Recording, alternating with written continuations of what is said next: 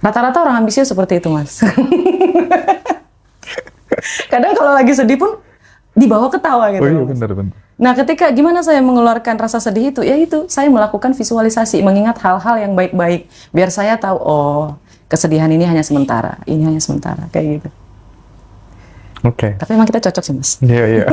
Tapi pada saat dirimu kan mengatakan tadi ya, kesedihan ini ada hanya sementara gitu. Terkadang kan kepercayaan diri itu muncul karena akumulasi dari glory from the past yang pernah kita lalui gitu kan. Nah, Kak Roma ngalamin itu nggak? Artinya, oh dulu aku kayak gini, buktinya juga bisa. Dulu juga pernah bisa gitu. Ada itunya nggak kira-kira? Sehingga benar-benar merasa layak, aku pasti bisa, pasti duduk di sini gitu. Oke, kita balik ke masa lalu ya, Mas. Ini saya bahas sedikit ya, Mas ya.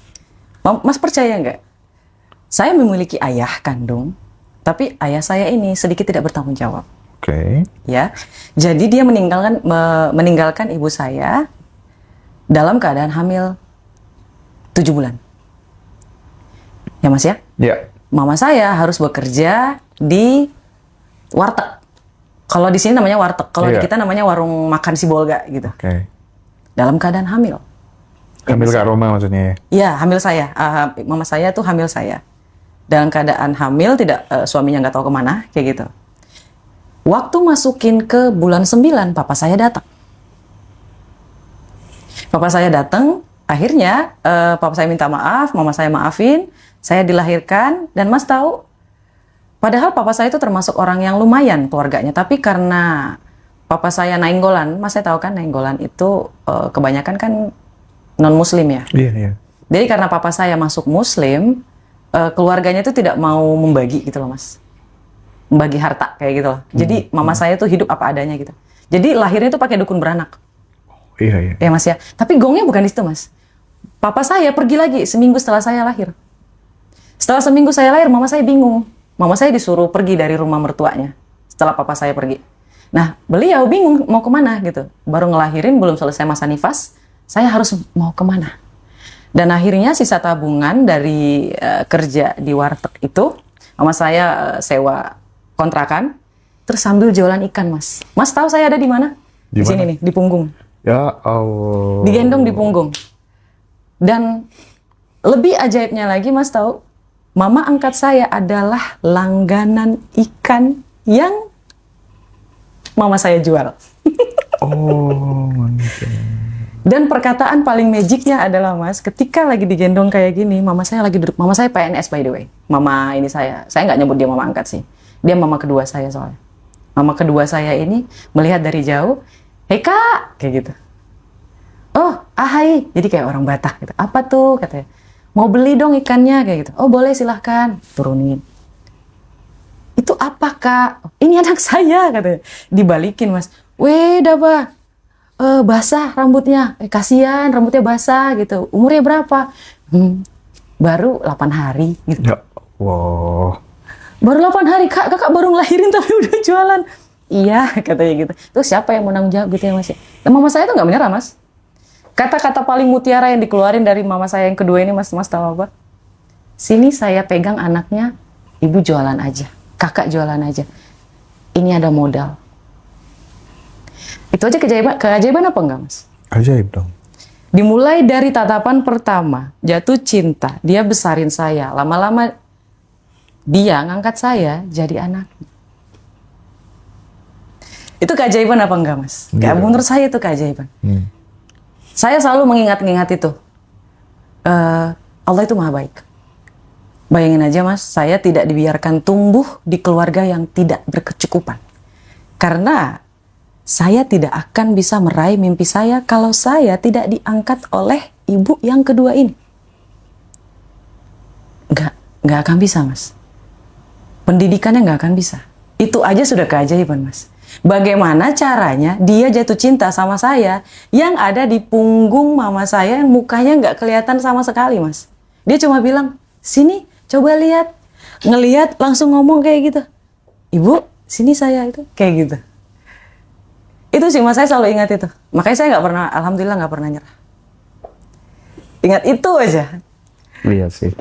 Aku jadi makin yakin ya kalau sebenarnya memang skenario hidup itu udah tertulis tuh terkadang ya makin kesini tuh makin yakin gitu loh, karena orang-orang yang jadi like worker untuk mengangkat, menginspirasi, menggerakkan hati banyak orang tuh memang ya awalnya dikasih model-model kehidupan yang seperti itu sebagai pertanda bahwa ya kamu bakal jadi orang yang besar, quote and quote gitu. Tapi aku tertarik ya pada saat kalau misalnya dikomparasikan nih antara jadi ojol, jual ikan asin, sama bersih-bersih cleaning service tadi, yang paling menderita yang jadi apa? Ojol, Mas. Jadi ojol ya. Pada saat mengalami misalnya hal-hal yang ya bikin kamu lagi, aduh kok gini ya, hasilnya kok gini. Apa yang kamu bisikan dalam diri Karoma waktu itu? Jujur aja ketika saya jadi ojol tuh ada satu momen di mana makanannya jatuh, Mas. Saya masih ingat tuh. Makanannya dibawakan Karoma? Iya, makanan yang saya bawa, orderan yang saya bawa itu jatuh di tengah jalan. Terus? Saya berhenti, makanannya masih ada, Mas, utuh. Ketika saya berhenti nepiin motor, makanya dilindas sama mobil. Di situ posisi saya tidak punya uang sama sekali. Aduh. Terus itu saya langsung nangis kejer, Mas. Terus gimana? Kalau saya ingetin saya bisa nangis. Saya nangis, Mas. Saya telepon langsung sahabat saya langsung nangis. Itu air mata saya masih ingat tuh. Saya langsung nangis. Makanannya jatuh. Kenapa? Makanannya jatuh kenapa? Kayak gitu. Ya nggak ada duit. Gimana makanannya jatuh? Gantinya gimana? Kayak gitu ya, Mas ya. Terus tiba-tiba ada bapak-bapak yang bilang, Neng, udah. Oh, dia suku Chinese, Mas. Udah Neng, jangan nangis. Ini ada duit. Nih, sono beli. Kata gitu. Bapak makasih. Iya, nggak apa-apa. Kamu jangan nangis. Semuanya bakalan baik-baik aja. Jangan nangis. Katanya gitu. It's okay. Saya bukan marahin kamu nangis, tapi jangan nangis. Semuanya bakalan baik-baik aja. Ya, yang bikin saya nangis itu ya, Mas ya. Saya tidak bisa bertanggung jawab. Bukan karena saya miskin nangis ya, bukan. Karena aduh, gimana ini ganti makanannya? Gantinya, sementara nggak ada uang udah ganti. Yes, gitu loh, Mas. Saya bingung. Sampai saya mau nangis tuh sama teman saya bukan karena mau ngadu saya mengalami kesialan, enggak. Saya mau ngadu, boleh pinjam duit nggak? Akhirnya saya matiin teleponnya, bapak ini ngasih duit, saya beli lagi, saya anterin. Dan Mas tahu nggak, duitnya balik lagi ke saya. Ngasih tip yang dikasih. Oh, aku baru mau tanya soal itu. Nah, Mas. Apa arti tips bagi seorang ojol gitu, supaya kemudian kita yang sering order makanan kadang kan menyepelekan hal-hal seperti itu gitu. Dirimu kan pelaku gitu kan? Iya. Gimana? Ini bisa dibilang ada pro dan kontra ya, Mas ya. Takutnya kalau misalnya ada orang yang mampu, boleh-boleh aja ngasih tips. Tapi kalau orang yang tidak terlalu punya, karena kan kita nggak bisa menilai seseorang itu mampu atau tidak dari pakaian, dari rumah, dari apapun. Kita nggak pernah tahu kalau rumah yang mewah itu ternyata adalah turunan dari orang tuanya. Sedangkan keuangannya dia tidak sebagus orang tuanya. Jadi terkadang kan kita salah melihat, Mas, casingnya.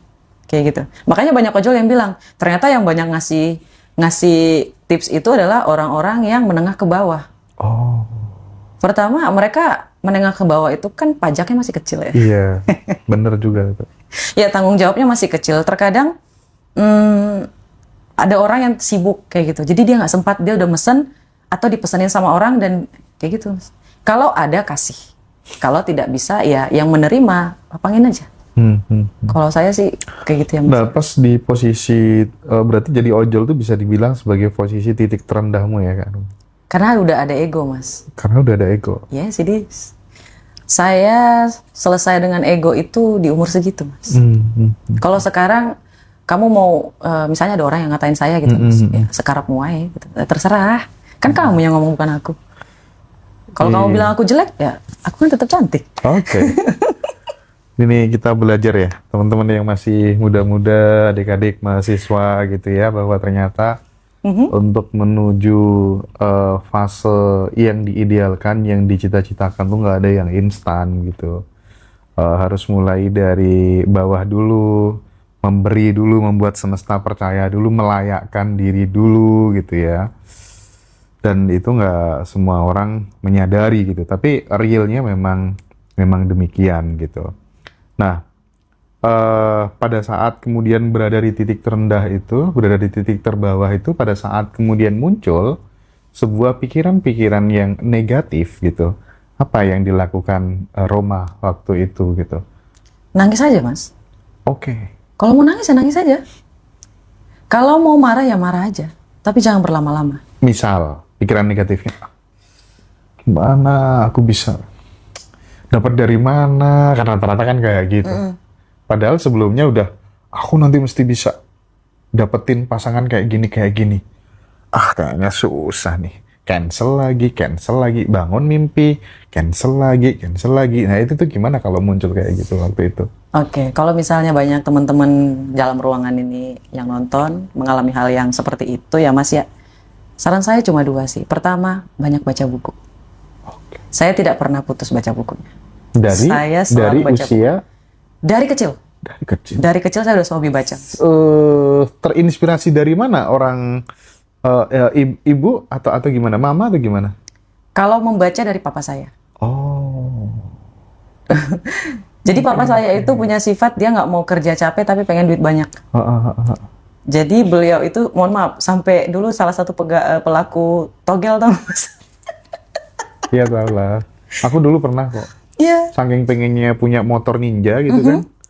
Oh, tiap hari itu aku tombok togel itu 250.000 Karo. Masya Allah. Dan nggak pernah dapet Karo. Iya, karena Masnya nginginin. Aduh, belum kenal apa namanya Mas, law of attraction di situ. Di sini ya Mas ya? Iya, serius itu waktu itu hampir tiap hari kan, karena aku tuh kan seneng ya membersamai musafir-musafir di tempat-tempat yang sunyi, di goa, di makam-makam wali gitu kan. Terus ketemu, ini kok dapat nomor togel, dapat 12 juta gitu. Coba kalau aku belinya 250.000 gitu. Wah, dapat berapa kira-kira kan? Langsung motor baru kan. Gitu niatnya dulu. Dan dimarahi ibu akhirnya. Itu bapak saya tuh orangnya kayak gitu Mas. Mungkin ambisinya dari dia, tapi kalau belajar itu dari mama saya. Karena kecerdasan itu 80% turun dari wanita. Mama ya? Iya.